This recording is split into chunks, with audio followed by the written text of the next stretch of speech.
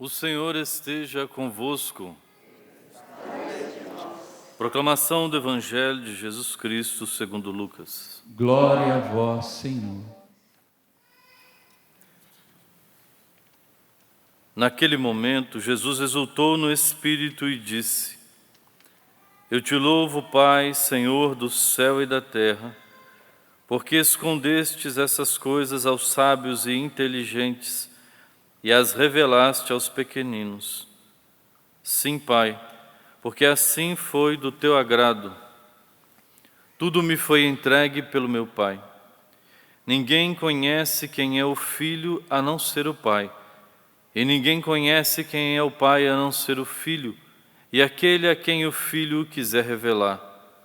Jesus voltou-se para os discípulos e disse-lhes em particular: Felizes os olhos que veem o que vós vedes, pois eu vos digo que muitos profetas e reis quiseram ver o que estáis vendo e não puderam ver, quiseram ouvir o que estáis ouvindo e não puderam ouvir. Palavra da salvação. Glória a vós, Senhor.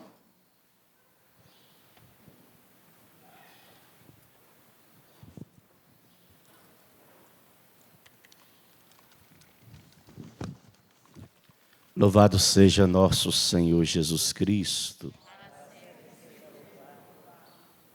O profeta Isaías, ele vai falar a nós de um tempo novo. Ainda nós não contemplamos aquilo que o profeta Isaías profetizou. E nós cremos que se dará a profecia de Isaías quando nosso Senhor vier em glória, que nós chamamos de segunda vinda gloriosa.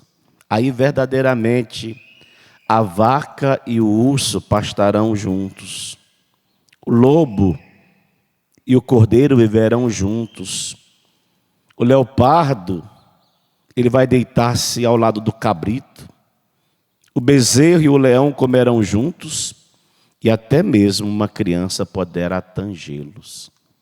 Porque será um tempo diferente. Será um tempo que São Pedro chama de novos céus e nova terra. Aonde a humanidade ela vai voltar a respeitar o Senhor e terá prazer em respeitá-lo. O profeta diz: no temor do Senhor encontrará ele o seu prazer. No respeito para com Deus, encontrará ele, o homem, a mulher, o seu prazer. Que nós contemplamos hoje um desrespeito para com Deus. Já não se respeita mais a Deus.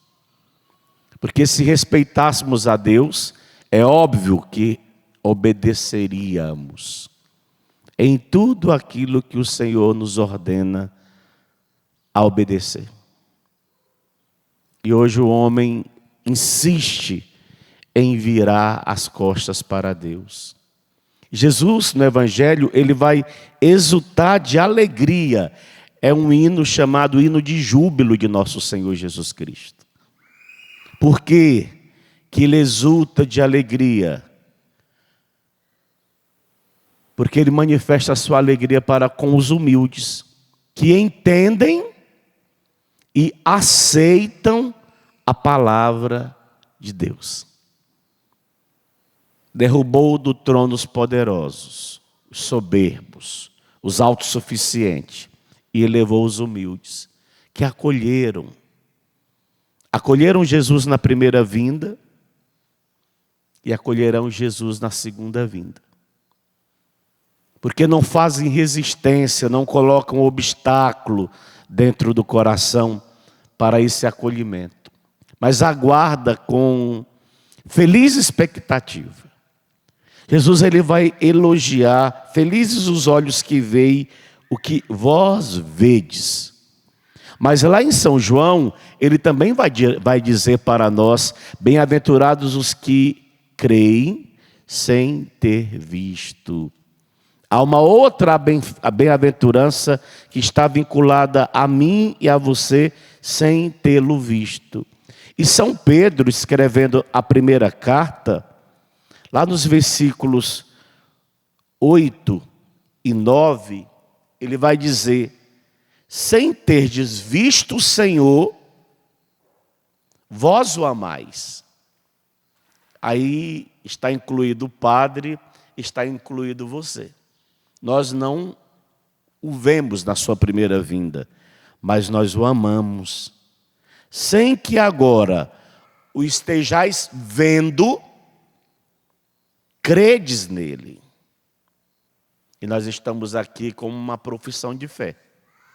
Nós levantamos bem cedo, saímos de nossas casas, viemos ao santuário do Pai das Misericórdias, porque nós cremos nele. Nós não viemos correndo atrás de um pedaço de pão, senão nós iríamos buscar a padaria mais próxima da nossa casa. Nós viemos atrás daquele que verdadeiramente tem o poder nesta manhã de terça-feira de nos saciar com a sua presença viva, real, inquestionável na Santíssima Eucaristia. Isso será para vós, de São Pedro, fonte de alegria inefável e gloriosa, pois, porque cremos, obteremos aquilo que acreditamos. 2 pontos. A nossa salvação. Porque nós depositamos nele a nossa plena, absoluta confiança. Filho, filha, que neste tempo de advento, nosso Senhor nos dê esta graça de cada vez mais provar para nós mesmos que nós acreditamos em nosso Senhor Jesus Cristo, independente da circunstância, favoráveis ou não. Ele está conosco. Ele veio numa primeira vinda para ficar conosco, para se aproximar de nós.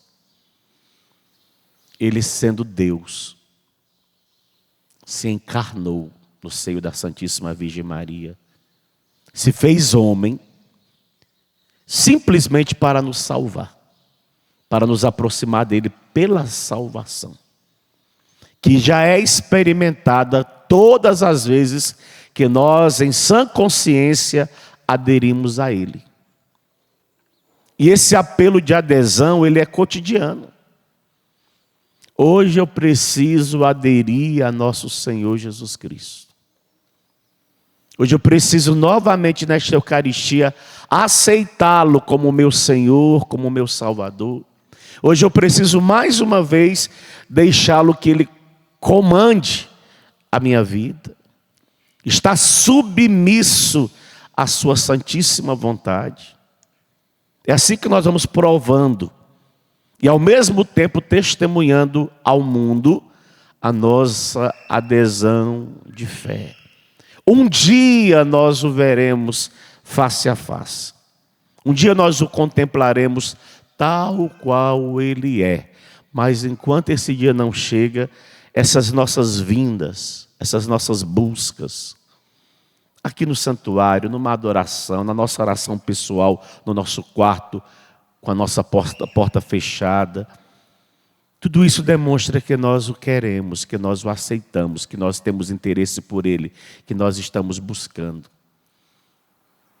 Porque a qualquer momento ele virá e ele não tardará. E quando ele vier, ele precisa nos encontrar prontos para esse ingresso definitivo nessa morada eterna que ele preparou para nós antes de todos os tempos. Que o advento ele nos provoque esse desejo de nosso Senhor Jesus Cristo.